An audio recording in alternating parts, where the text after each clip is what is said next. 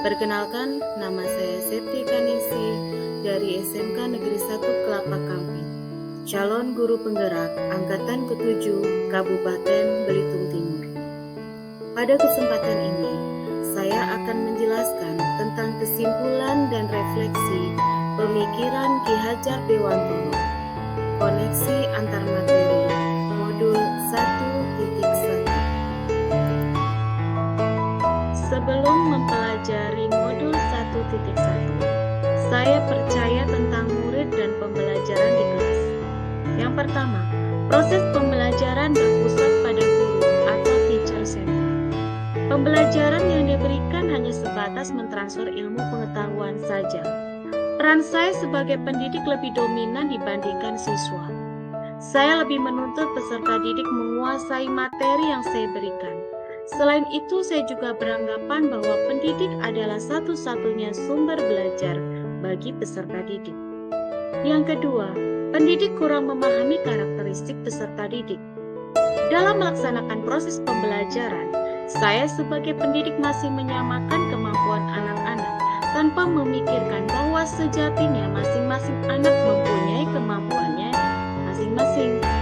Saya merasa telah berhasil menyelenggarakan pembelajaran sesuai dengan tuntutan kurikulum apabila peserta didik dapat mengumpulkan tugas tepat waktu. Yang ketiga, rendahnya motivasi peserta didik. Sebagai seorang pendidik, saya sering mengeluh dengan rendahnya motivasi belajar peserta didik. Terkadang saya berpikir, apakah siswa saya malas atau mereka kurang paham terhadap materi yang saya sampaikan, sehingga hasil evaluasi yang saya berikan selalu rendah. Padahal menurut saya soal itu sangatlah mudah. Dan yang keempat adalah pembelajaran lebih terfokus pada aspek kognitif. Pembelajaran yang saya lakukan lebih mementingkan pada aspek kognitif dibandingkan dengan aspek keterampilan dan aspek sikap. Pendidik hanya terfokus pada pencapaian KKM yang telah ditentukan. Setelah mempelajari modul 1.1, yang berubah dari pemikiran atau perilaku saya adalah: yang pertama, pembelajaran berpusat pada murid atau student center. Sebagai seorang pendidik, kita harus menyadari bahwa sejatinya peserta didik adalah subjek pembelajaran, bukan objek. Sehingga kita sebagai seorang pendidik harus dapat menempatkan diri sebagai fasilitator. Biarkan anak berkreasi dan berkembang sesuai dengan minat dan bakatnya. Yang kedua, menerapkan konsep merdeka belajar. Sebagai seorang pendidik, kita harus memberi kesempatan kepada peserta didik untuk bebas menyelesaikan tugasnya sesuai dengan minat, bakat, dan kreativitasnya sendiri dengan tetap beracuan pada kurikulum. Yang ketiga, menerapkan pendidikan sistem AMU. Sebagai seorang pendidik, kita harus senantiasa menuntun, bukan menuntut.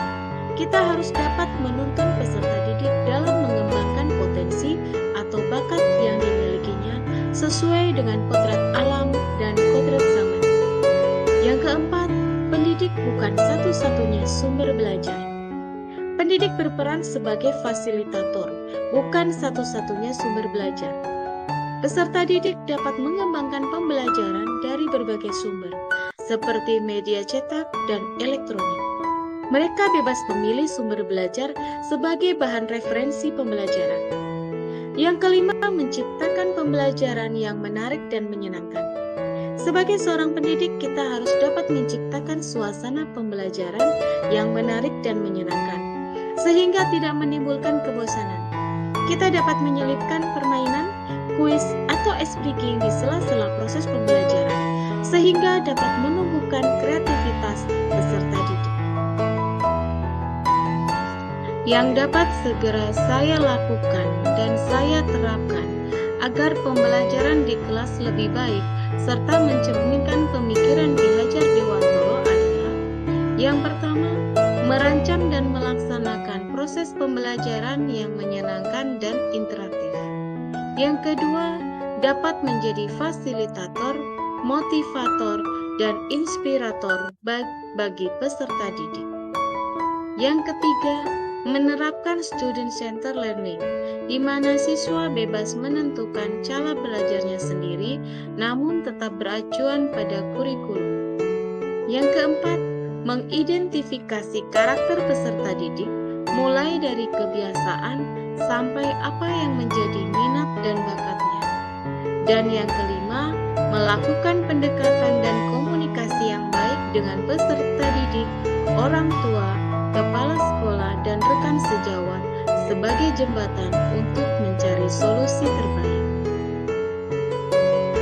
Kesimpulan yang dapat saya ambil adalah pendidikan adalah menuntun anak sesuai dengan minat dan bakatnya.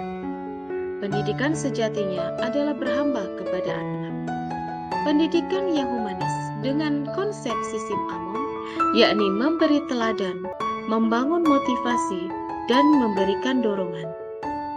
Perlunya penanaman budi pekerti yang baik dalam pendidikan. Sekian dari saya, terima kasih. Wassalamualaikum warahmatullahi wabarakatuh.